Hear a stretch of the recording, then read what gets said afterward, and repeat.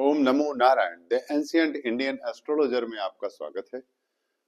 हम आज आपके सामने जो हर आम खास की समस्या है, जब हमारे सामने लोग कुंडली लेकर आते हैं तो एक सबसे बड़ा प्रश्न उठता है उनके सामने कि उनका बेटा या उनका कोई जानने वाला कि इसकी आजीविका क्या होगी, ये कौन सा काम करेंगे, नौकरी करेंगे कि बिजनेस करेंगे, मतलब नंबर ऑफ फील्ड्स।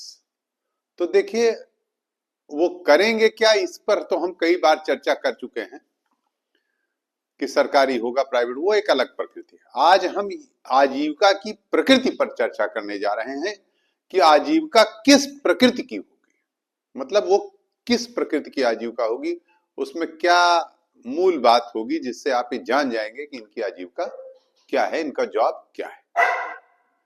इसी पर आज हम चर्चा करेंगे। हम अपने ज्योतिष बंधु दर्शक दीर्घा से कहेंगे कि वो अंत तक हमारे चैनल पर बने रहें और ये जो हमारा कार्यक्रम है इसे ध्यान से देखें। इसमें बहुत ज्यादा कोई तकनीकी नहीं है, थोड़ा सा तकनीकी लगानी है, आराम से आप लगा लेंगे। आइए, हमने हमारा जो शीर्षक है, हमारा टाइटल है नवमांश व दशमांश से जाने अपनी आजीविका। किसी भी जातक के नवमांश में लग्न कुंडली के दशम भाव का स्वामी जिस राशि में गया हो, कहां गया हो, नवमांश में। ध्यान दीजिएगा, आपके कुंडली का दशम भाव का स्वामी नवमांश कुंडली में जिस राशि में गया है, उस राशि के स्वामी से आजीविका का कथन कहना, ये हमारे पाराशर जी ने कहा है षोडश पर। जी हाँ, ये हमारे पाराशर जी का कथन है कि हमारे जो हमारी लग्न कुंडली है उसके दशम भाव का स्वामी नवमांश कुंडली में जिस राशि में गया हो, उस राशि के स्वामी से आजीविका का कथन किया जाता है। हमने इसमें D10 चार्ट और लगा लिया है।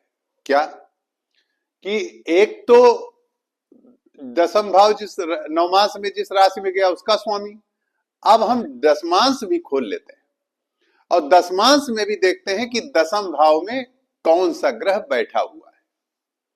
अब दोनों की प्रकृति मिला लेते हैं जिससे कंफर्म हो जाता है कि आपकी जातक की क्या प्रकृति होगी। ठीक है, आइए हम उसी पर चर्चा करते हुए हम आपको बताते हैं कि एक जातक है जो टैक्सेशन में डिप्टी कमिश्नर के पद पर है। आज हमने जो कुंडली उठाई है, एक ऐसे क्लाइंट की उठाई है, एक ऐसे जातक की है जो टैक्सेशन में डिप्टी कमिश्नर है और इनकी कुंडली तुला लग्न की है। जैसा कि आप देख रहे हैं, तुला लग्न की कुंडली है, D9 धनु लग्न का है, D10 भी धनु लग्न का है। आइए हम इसी पर चर्चा करेंगे। देखिए, तुला लग्न की कुंडली है, बाकी ग्रह तो है ही है, दशम भाव इनका क्या है, कर्क राशि। अब इसका स्वामी यही देखना है, हम ज्यादा विषयांतर न करते हुए, इनका जो स्वामी है वो कहां गया है, नवमांश में। ये आपका नवांश है, नवमांश। देखिए, नवमांश में दशमेश कहां गया है, यहां गया है, यानी मिथुन। यानी स्वामी क्या हुआ, नवमांश में यहां का दशमेश जिस राशि में गया है उसके स्वामी से, अर्थात इसका स्वामी हुआ बुध। अब आप बताइए कि बुध किसका देवता है। बुध वित्त का देवता है, वित्त, फिनांस, गणित, गणित, ज्योतिष और वाणी और काव्य।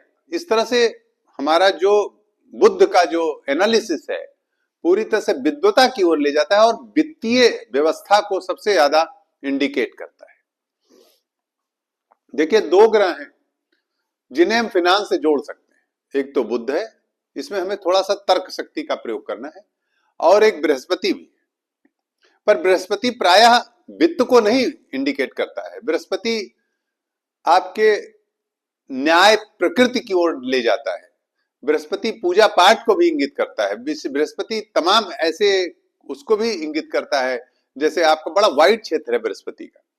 तो पहले तो हमने देखा कि इनके दसम हाउस का जो स्वामी है वो मिथुन राशि में बैठा है, इसका स्वामी बुध हुआ। तो अब आप जान ही रहे कि बुध फिनांस का देवता है, फिनांस का ग्रह है। तो देखिए टैक्सेशन में डिप्टी कमिश्नर है, यानी कर में, टैक्स में। जाहिर सी बात है फिनांस से रिलेटेड है, पूरी तरह वित्त से रिलेटेड है, वित्त मंत्रालय से रिलेटेड है।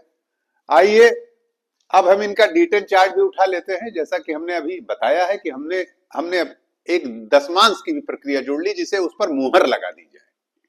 वैसे तो पारासर जी ने जो कह दिया उस पर यह लगाने की जरूरत नहीं है, लेकिन दशमांश चूंकि कर्म से भी रिलेटेड है, इसलिए हमने दशमांश को भी उठा लिया।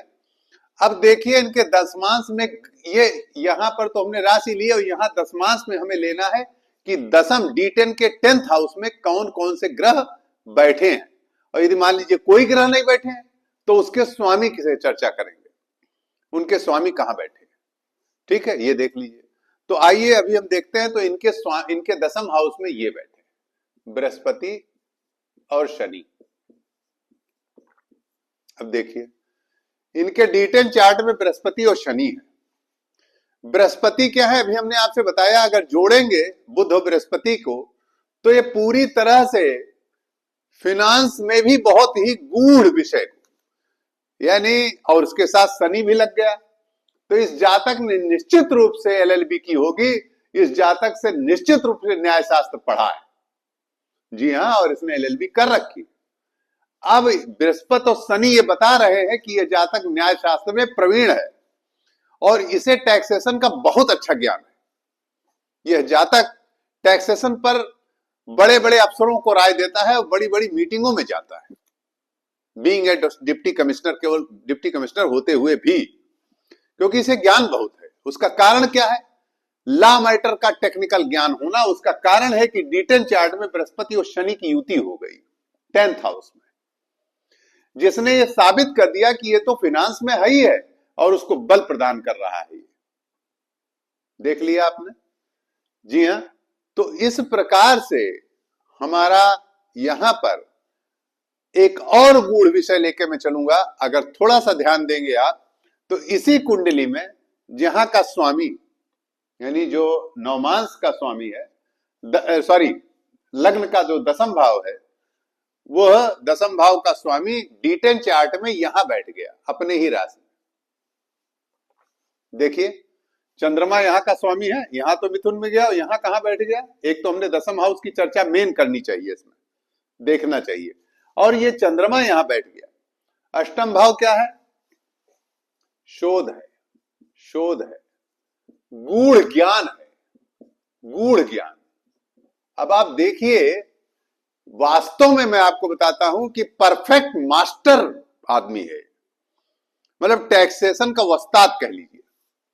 कारण क्या है कि यहां पर शोध और गूढ़ ज्ञान, ये दोनों चंद्रमा को यहां बैठाने से अष्टम भाव को एक कोरिलेट कर रहा है 10th हाउस में, अष्टम भाव में। तो अष्टम भाव में ये यहाँ का दशमेश बैठ गया और यहाँ पर D10 में दसम भाव में बृहस्पति और शनि हो गया, जिसने न्यायिक स्थिति को बड़ी बड़ी मैच्योर कर दिया इस जातक के। अब यहाँ बुध चूंकि नवांशा में दशमेश बुध में चला गया और इसका यहाँ पर चूंकि सॉलिड कुंडली थी तो ये डिप्टी कमिश्नर हो गए, वरना ये बड़े अच्छे तार्किक वकील भी हो सकते थे, बहुत गजब के। लेकिन ये हो गया और फिर इन्होंने यहां पर उसका पूरा प्रयोग दिख रहा है। तो इस तरह से हम आपको ये बताएंगे कि आप कैसे अपने जातकों के, अपने यजमानों के चार्ट में थोड़ा सा तर्क शक्ति, थोड़ा विवेक लगाते हुए आप D10 और D9 का प्रयोग करके जान सकेंगे कि यह कहां जा रहे हैं। और उनमें सुख की स्थिति अगर जाननी होगी तो हम अगले वीडियो में आपको बताएंगे कि सुख कहां मिलेगा, जिसमें सोर्सांश और D40 चार्ट तो हम लगा ही चुके हैं पहले, लेकिन उस पर भी हम चर्चा आगे चल के करेंगे। पर यहां हम आपको बता रहे हैं कि आपको दो चीजें विशेष देखनी है। D9 लग्न का दसम हाउस, उसका स्वामी D9 में कहां है, फिर जहां बैठा उसका स्वामी। फिर D10 चार्ट में D10 का 10th हाउस, उसमें कौन से ग्रह बैठे हैं, अगर नहीं बैठे हैं तो उनका स्वामी कहां बैठा है। देखिए वहां भी बुध ही हो रहा है, लेकिन वहां बृहस्पति और शनि बैठा, महत्व बृहस्पति और शनि का हो जाता है। और शनि भी न्याय है, न्यायाधीश है, तो बृहस्पति और शनि मिलकर के इसको न्यायाधीश भी बना रहे हैं। कायदे से यह जातक टैक्सेशन में डिप्टी कमिश्नर होकर के क्वासी जुडिशियल ऑफिसर हो गया, अर्ध न्यायिक सेवा अधिकारी हो गया। ठीक है, तो इस प्रकार से हम यहां बताना चाहते हैं कि आप देखिए गुण से पूरी तरह से ज्ञान आपको, थोड़ा सा आप ध्यान देंगे तो आपको सब कुछ पता चलेगा। आशा है कि हमने आपको D10 और D9 का कॉम्बिनेशन बताया, आप कैसे जान सकेंगे कि आपकी आजीविका किधर जा रही है। नमो नारायण।